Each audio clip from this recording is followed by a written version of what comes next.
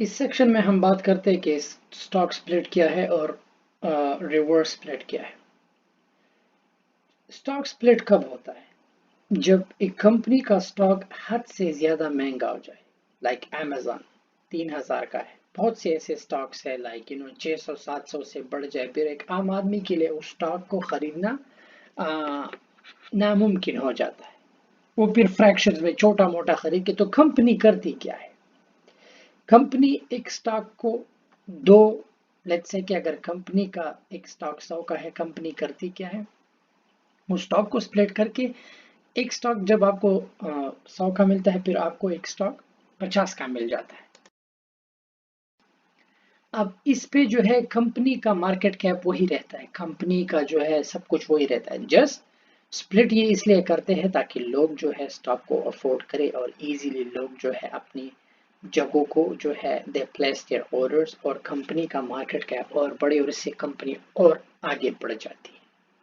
تو instead of paying like $100 for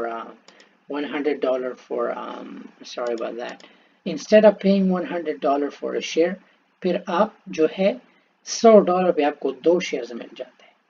اب let's say کہ آپ کو امیزون کے شیئرز ملے ہیں سپلٹ میں. لیٹس سے کہ آپ کو ایک شیئر جو ہے 500 کا ملا ہے، ٹھیک ہے.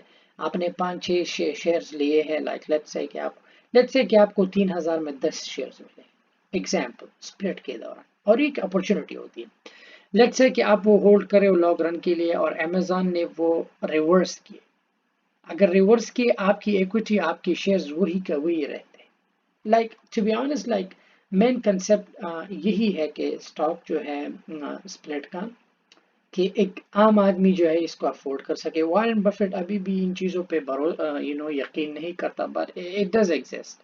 سو جب بھی اسٹاک سپلٹ ہو جائے، آپ لوگوں کے لیے بہت ہی اچھی اپرچونٹی ہوتی ہے کہ آپ لوگ جو ہو اس سے فائدہ اٹھاؤ.